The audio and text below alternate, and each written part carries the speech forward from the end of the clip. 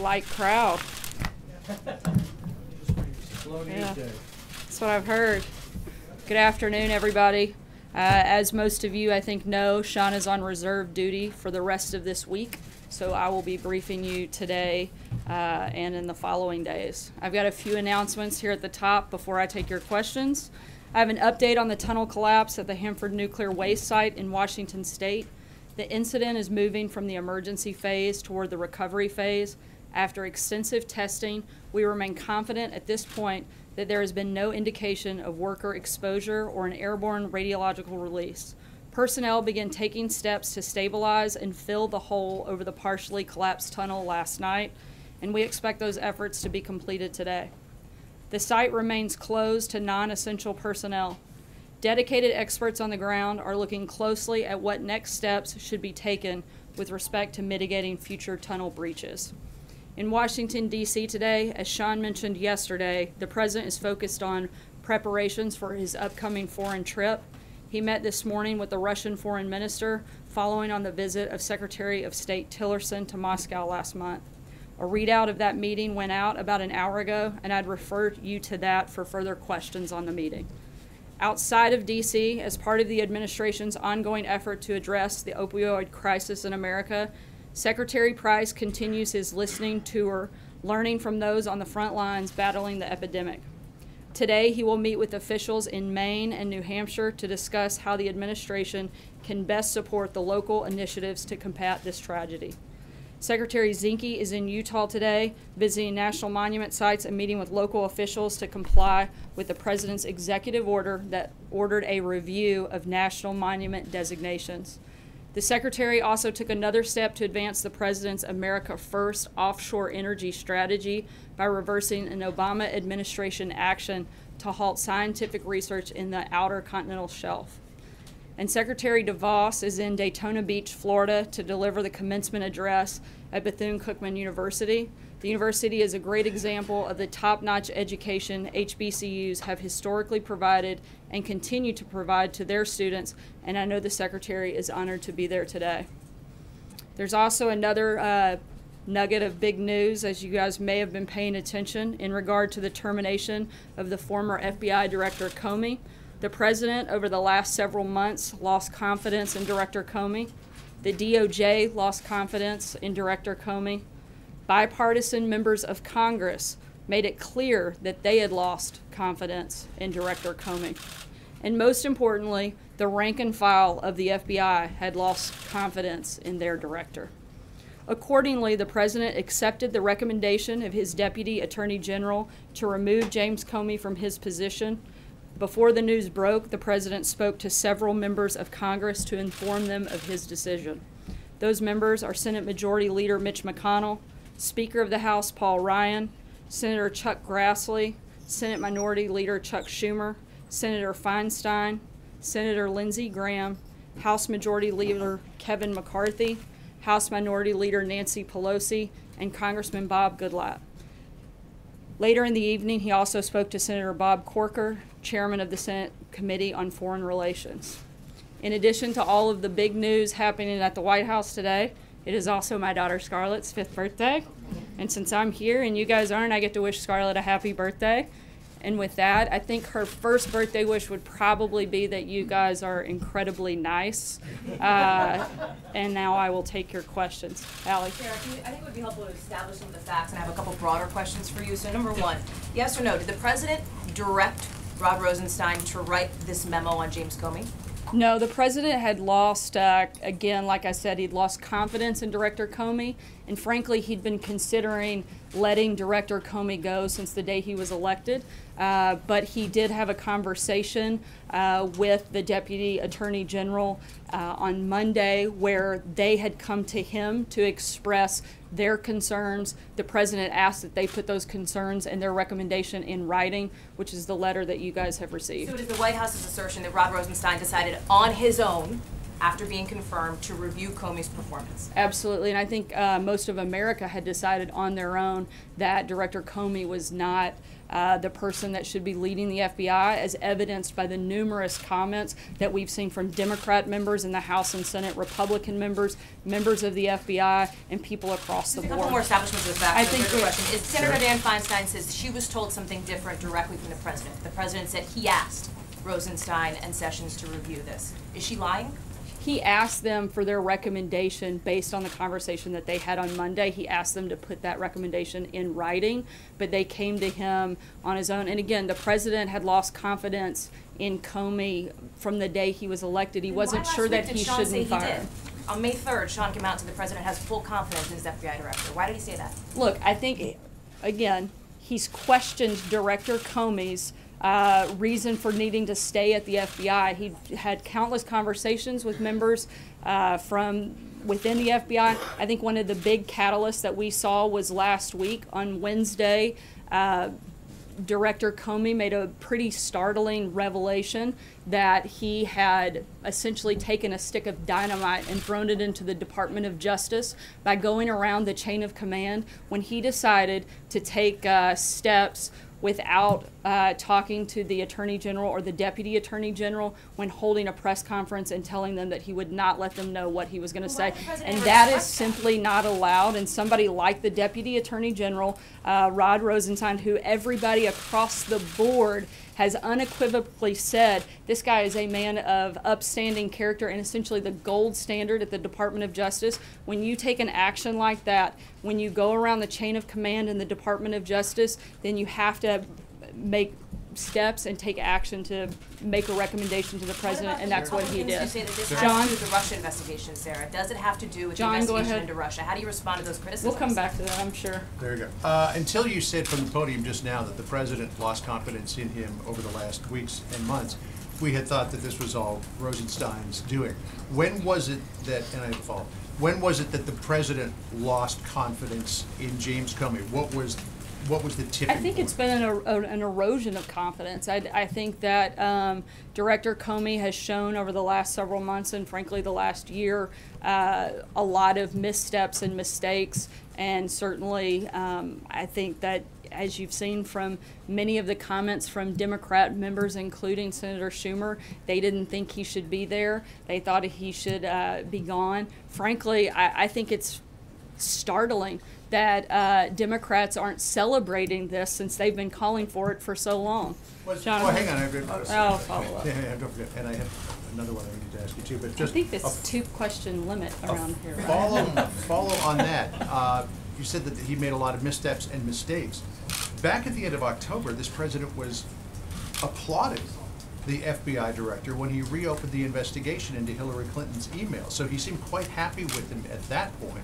What changed? Well, I think the president's position. One, he was a candidate for president, not the president. Those are two very different things. Once you take over leading the Department of Justice, that's very different than being a candidate in a campaign.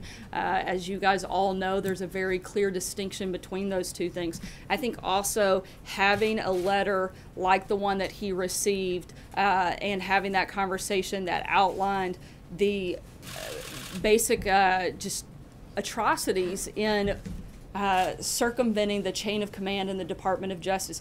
Any person of legal mind and authority knows what a big deal that is, particularly in the Department of Justice, particularly for somebody like the Deputy Attorney General, who has been part of the Justice Department for 30 years and is such a respected person. When he saw that, he had to speak up on that action, and I think that was the final catalyst. Just a real quick question on the meetings of this morning. The president is accused by Democrats of trying to circumvent the Russia investigation by firing Comey.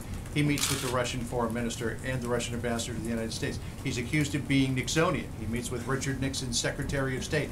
The timing of all of this, is it just ironic, or is this the president poking a finger in his critic's eye? Look, these were meetings that have been on the books for a while. They didn't just happen this morning. There's not a a strategy to go after the Democrats on this. I think, frankly, the saddest thing is that the Democrats are trying to politicize and take away from something that the president should be doing. He should be meeting with the foreign minister. He should be meeting with people like Kissinger. And for them to try to attack him for doing his job, maybe they should spend a little more time doing their jobs, and we wouldn't have all the problems that we do.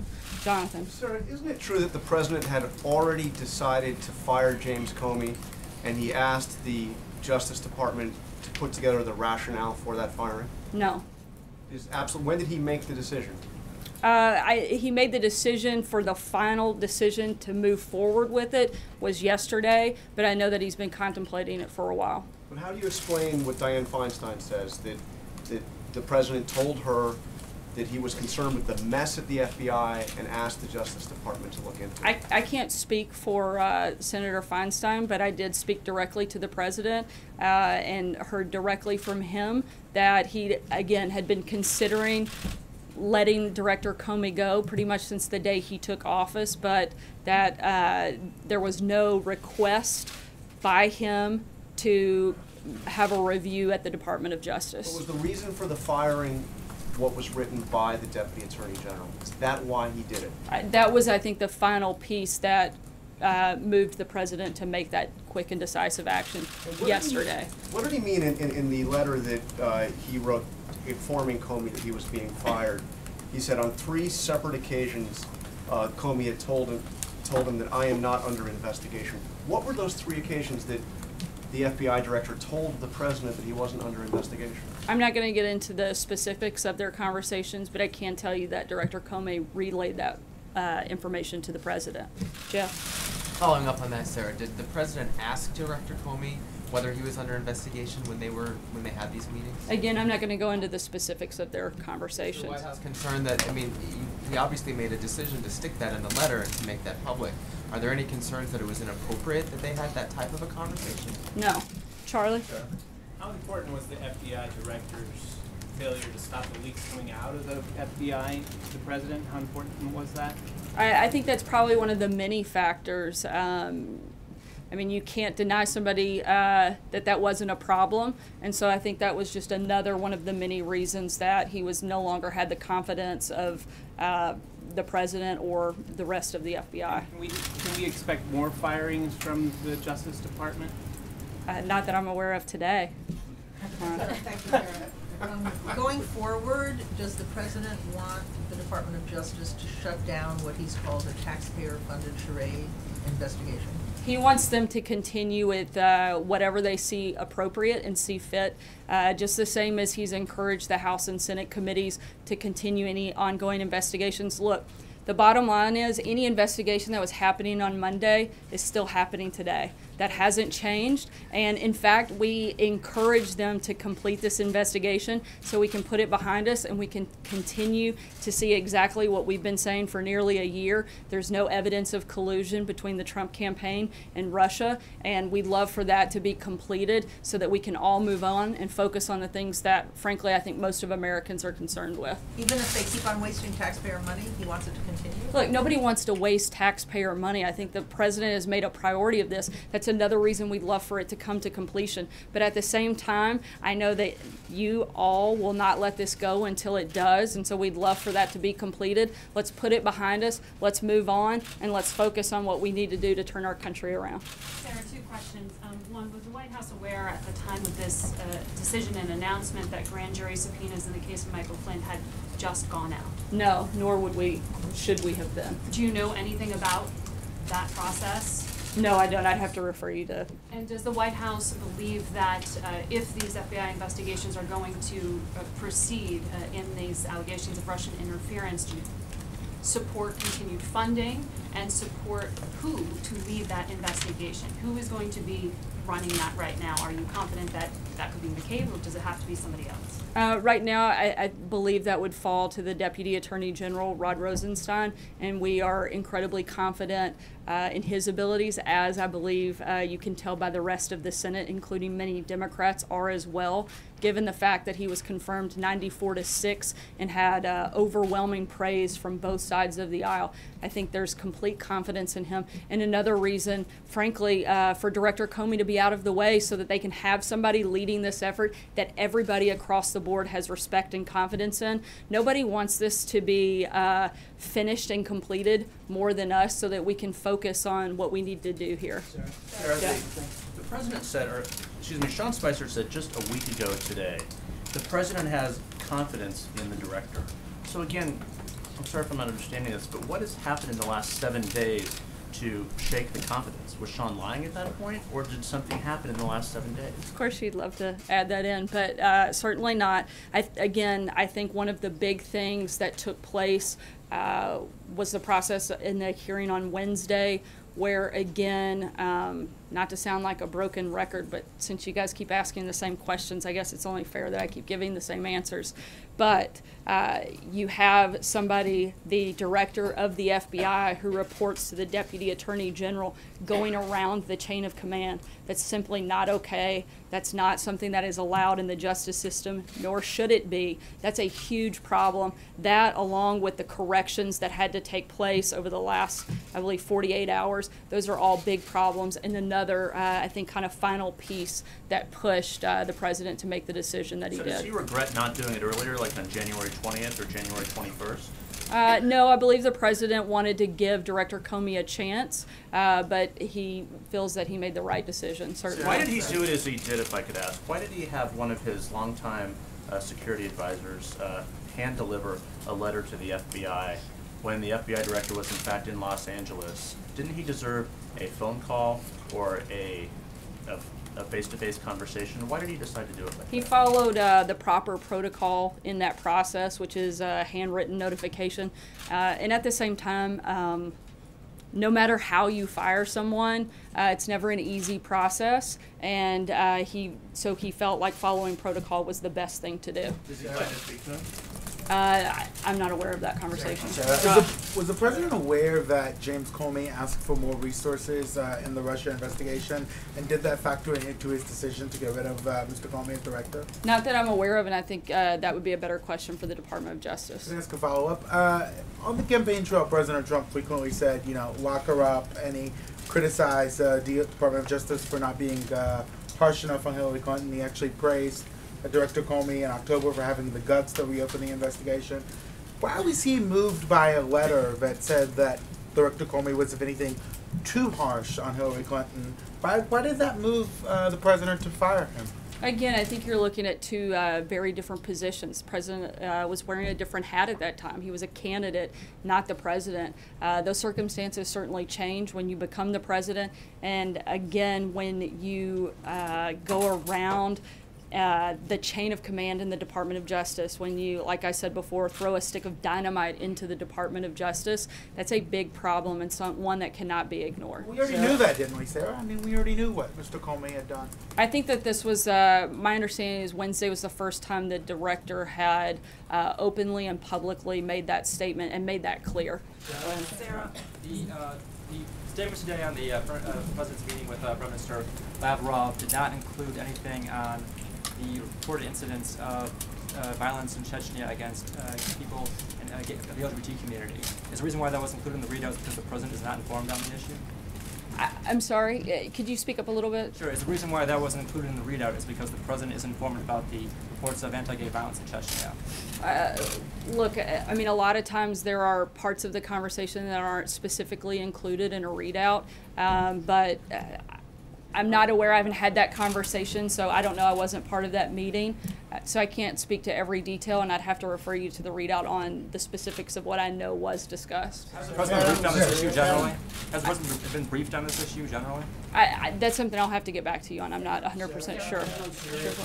You said you want the Russia investigation to continue at DOJ. Would the White House oppose the appointment of a special prosecutor to continue the investigation? We don't think it's necessary. You've got a House committee, a Senate committee, and the Department of Justice all working on this. process. I don't think that there's a necessary need at this point to add that. You've got the Deputy Attorney General, who I would say is about as independent as it comes, due to the fact that he has such bipartisan support. Sarah, what gives you such confidence that rank and file within the Bureau lost faith in the FBI director? There's a special agent who's inside who wrote us, who said, the vast majority of the Bureau is in favor of Director Comey. This is a total shock. This is not supposed to happen.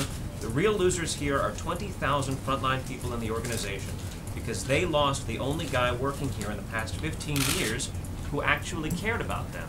So what's your response to these rank and file FBI agents who disagree with your contention that they lost faith in Director Comey? Look, we've heard from countless members of the FBI that say very different things. In fact, the president will be meeting with acting director McCabe later today to discuss that very thing, the morale at the FBI, as well as make an offer to go directly to the FBI if he feels that that's necessary and appropriate, and will certainly provide further information on that meeting. The organization that represents FBI agents is asking for a voice in the selection process of Mr. Comey's successor. Is that something the president supports? I haven't had that conversation, but I know at this point it's being run through the Department of Justice, and so I would refer you to them on what that process looks like at this point in time. Thanks, Sarah. Who did the president consult before making the final decision to fire James Comey?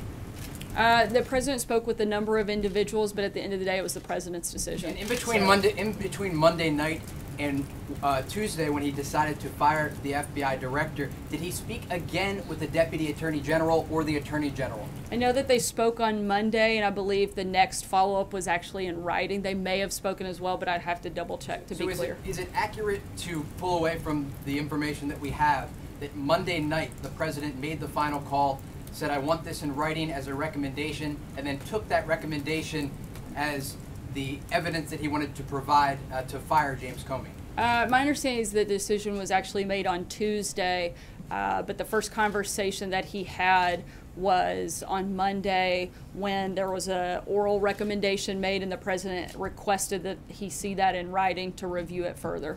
Blake? Sarah, thank you. You say you want to move on and focus on the things Americans care about, so let me ask you about that. You're somewhat halfway home on health care.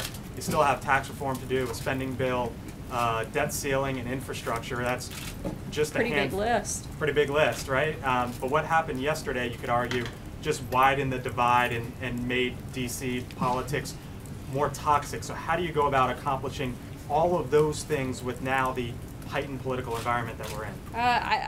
Frankly, I'm surprised that it did create a divide, since you've had so many Republicans and Democrats repeatedly calling for Director Comey to be gone. Frankly, I don't think it matters what this president says. You're going to have Democrats come out and fight him every single step of the way. I think that's one of the things that's wrong with Washington, and I think that's one of the reasons that we've got to get back to focusing on those issues and, frankly, draining the swamp a little bit further. Was he surprised by the Democratic backlash? Did he anticipate it, considering some of the past statements? How could he have, considering the fact that most of the people that are declaring war today were the very ones that were begging for Director Comey to be fired? If Hillary Clinton had won the election, which thank God she didn't, but if she had, and she had been in the same position, she would have fired Comey immediately, and the very Democrats that are criticizing the president today would be dancing in the streets celebrating. So it's just I think the purest form of hypocrisy. Jennifer? Thanks, Sarah. Two questions. One, there's a report in Israel that indicates the president has made a decision not to move the U.S. Embassy from Tel Aviv to Jerusalem. Can you confirm that? Has he made a decision on that? The president has not made a decision yet and still reviewing that. John Gizzi? One more follow-up. Oh, sorry. Also, President Erdogan, in a speech, I think this morning, warned the president against moving the embassy to Jerusalem. Does that warning and warnings from other Arab leaders play into his decision as he's considering this move? I'm not going to get into the decision-making process here. All I can tell you is that he's still reviewing it, and as soon as we have a decision, I know we'll be happy to report back to you guys. John? Yeah, thank you, Sarah. Two questions, both related to the selection of a successor to Director Comey. When President Carter chose an FBI director, he had a blue ribbon panel advising him. Presidents Clinton, Obama, interviewed several candidates. Is the president going to follow this pattern, or does he have some individual in mind at this point? Right now, I know that there are several individuals being considered, and the first step will be determining the interim director, and that is being handled through the Department of Justice, and so I would refer you to them for right now. And the other question I was going to ask was... Oh yeah, I forgot, you've got two. I've got two, and I'm pretty nice, Charlotte, aren't I? Scarlet, but that's okay. That's okay. He doesn't get a question anymore. He's not. Yeah, it's a Southern thing, maybe. Her daughter. Her daughter. Who's had a birthday. But just want to make sure we got that in again. Happy birthday, Scarlett. Scarlett. Gone with the wind. Come on, John. No, I was going to say it is a fact that the Association of Former FBI Agents and Veterans of the Bureau generally prefer people who have been agents themselves or have a background in the FBI. Only 2 former agents have been director in the last 4 decades. Will the president consider current or former agents for the position? I would say that he's not ruling anything out at this point, but again, as of today, the Department of Justice is handling the first step in this process. Nora. Should the Attorney General, who has recused himself from the Russia investigation, have any role in the selection of a successor? And given the fact that in his 100-day interviews, the president himself said he had confidence in Director Comey, at this podium, the American people were told he had confidence in Director Comey. Can people take at face value what the president says about personnel issues like this, or his views on things, if just 2 weeks later he's out? Absolutely, you can take full confidence in the words of the president. In terms of whether or not Attorney General Sessions should have a role, look, the FBI is doing a whole lot more than the Russia investigation. I know everybody in this room and probably most of the media around the world would like to think that's the FBI's sole responsibility, but that's probably one of the smallest things that they've got going on their plate in the 20,000 employees that work there, and so he should absolutely have a role in seeing who runs that agency and that department. Zeke? Thanks, Sarah. Does the president have confidence in the acting director? Yes, he does. Okay. And secondly, you mentioned earlier that you're encouraging the FBI to move on from the Russia investigation. Is it appropriate for the White House to be directing the FBI what to do with any investigation they're currently investigating?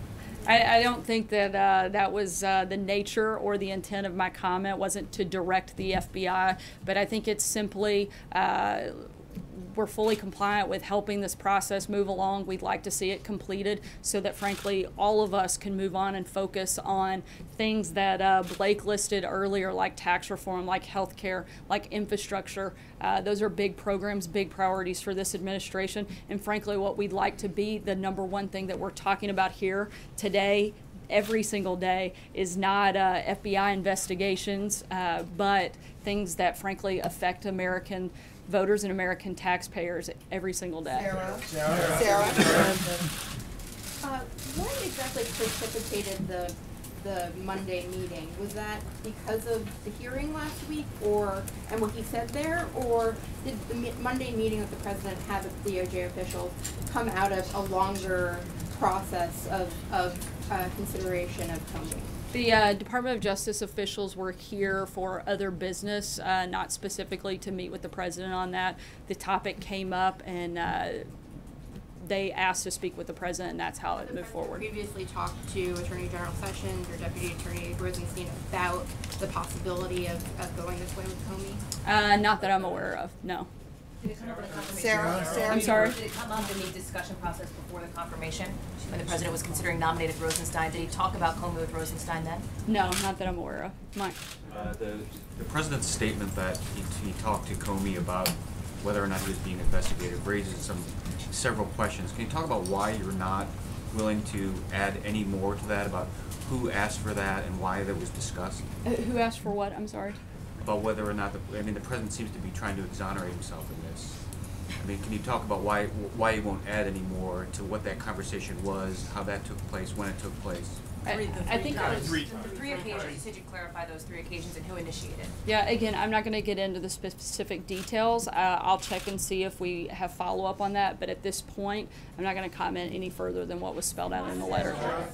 I'm sorry? Why was it in the letter? If you don't want to clarify or comment, why was it put in the letter in the first place? Look, I think it was something that far above my pay grade was decided to be included, and again, I'm not going to get into the specifics of that. Thanks, guys, so much.